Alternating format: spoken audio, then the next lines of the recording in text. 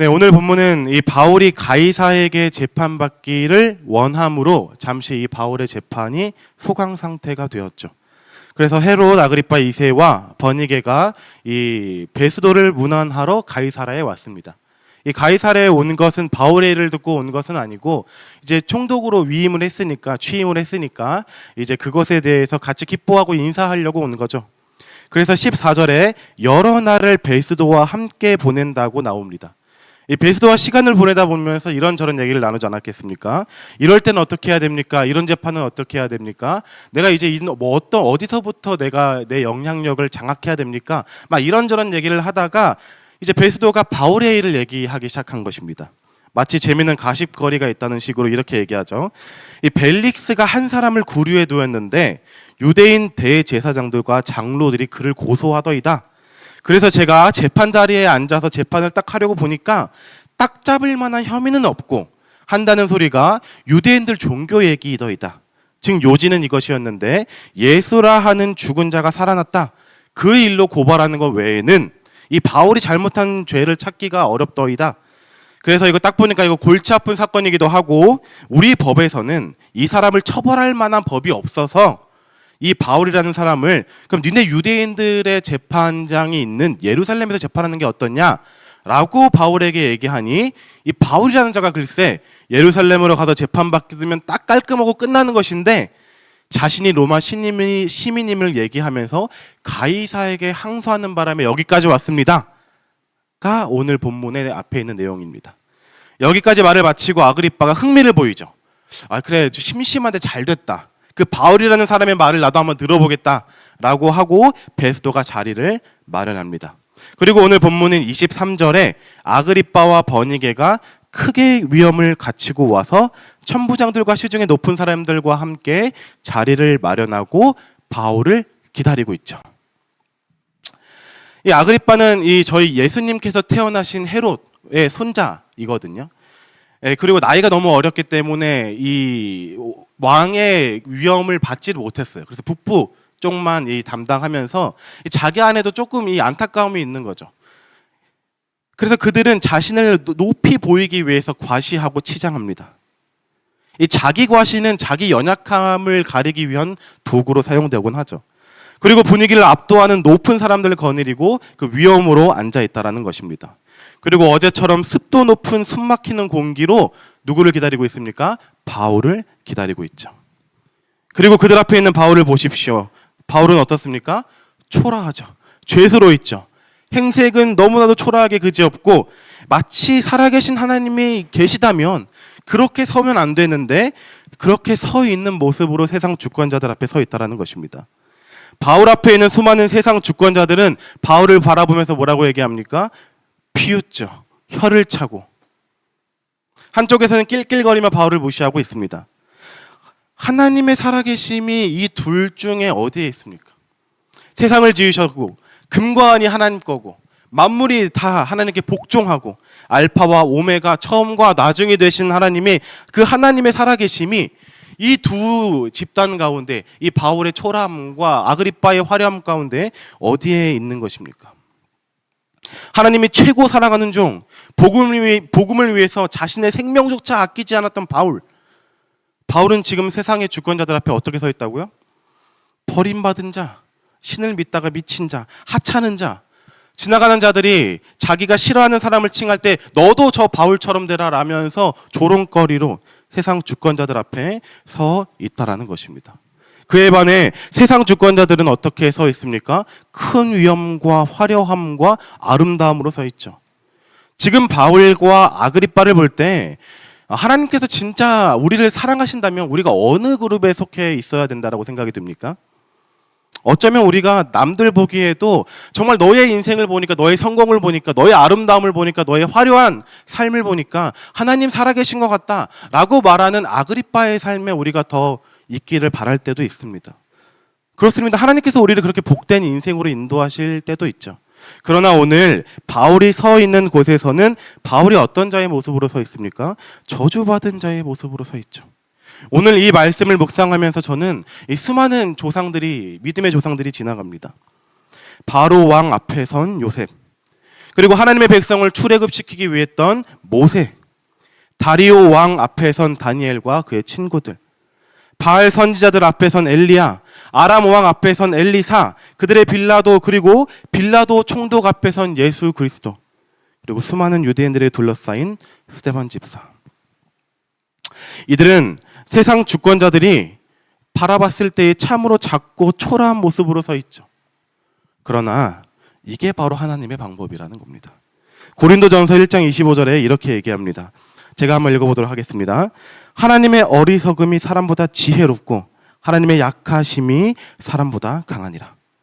그들 모두는 세상 주권자들에게 초라하게 보였으나 그들은 하나님 앞에 강한 자들이죠. 믿음으로 그들을 바라보지 않는다면 우리도 그 바울을 바라볼 때 불쌍한 자, 안타까운 자, 나는 그렇게 되고 싶지 않은 자, 그런 모습일 수 있겠죠. 그러나 믿음의 눈으로 아그리빠 왕 앞에 선 바울을 바라보십시오. 아그리빠는 큰 위엄과 아름다운 옷을 갖추고 장신구로 자신을 빛나게 갖추고 그 주변의 높은 자들로 자신의 권위를 높였으나 바울은 어떻게 있습니까? 바울은 그리스도로 옷 입고 있고 바울은 죄 사함의 자유의 얼굴로 그의 얼굴이 빛나고 있고 그의 주변은 하나님의 천사들로 호의를 받고 있다는 사실입니다. 이제 우리가 다시 그 장소로 가면 이제 그 분위기는 누가 압도하고 있습니까? 세상 주권자들의 큰 위엄은 온데간데 없고 하나님의 크신 위엄이 그 장소를 에워싸고 있다는 거죠. 바울이 바라봤을 때 그들의 위엄은 악취나는 거추장스러운 그것밖에 안 되지 않습니다. 그들의 조소 섞인 얼굴은 훗날 하나님 앞에 갔을 때의 울게 될 얼굴로 불쌍한 영혼들로 바라보게 되죠. 그들은 스스로 자신을 왕이라고 칭하나 하나님 앞에 갔을 때 영원한 불 가운데 물 한 방울을 구할 가련한 영혼들로 서 있다는 것입니다. 그렇기 때문에 바울은 그들 앞에서 위축되지도 부러워하지도 초라해하지도 않은 채 영광스러운 모습으로 서 있다는 거죠. 우리도 마찬가지입니다. 세상 주권자들 앞에서, 세상에 있는 수많은 화려함 앞에서 우리 마음이 상할 필요가 없습니다. 그들의 큰 위험에 우리 마음이 주눅들 필요도 없어요. 아, 저는 나이가 많습니다. 아, 저는 이것저것 부족합니다. 아, 저는 이러한 슬픔이 있습니다. 아픔이 있습니다. 저는 이러한 실패가 있고 저는 이런 도망한 경험이 있습니다. 그런 자들에게 오늘 말씀 가운데 하나님께서 우리에게 무엇으로 묻고 계십니까? 왜 너희도 아그리빠 왕의 큰 위엄으로 나오려 하느냐?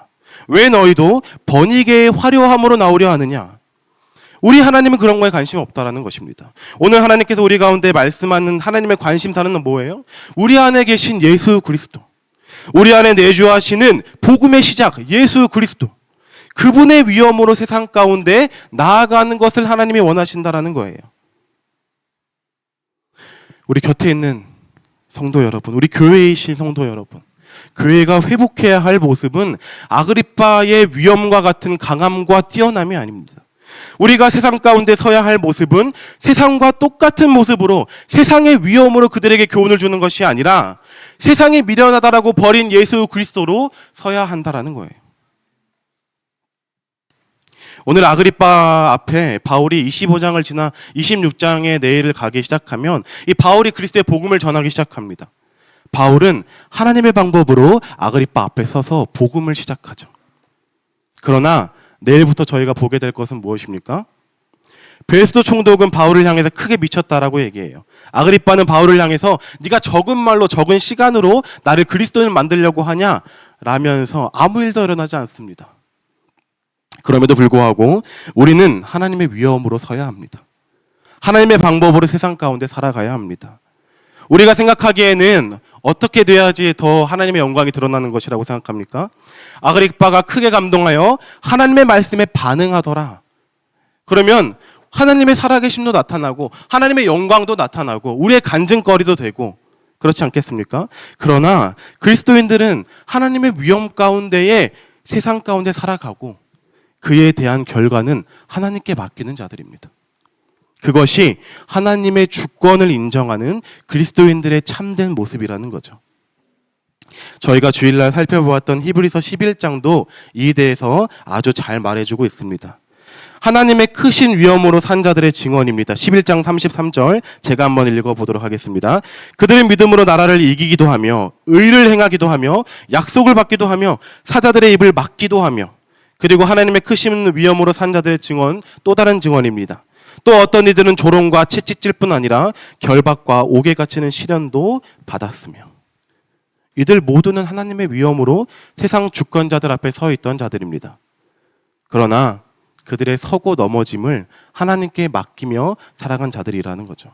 그들의 결과가 비록 비천했을지라도 그들의 마지막 숨결이 끊어질 때까지 그들은 하나님의 영광을 외치는 자들이었다라는 겁니다.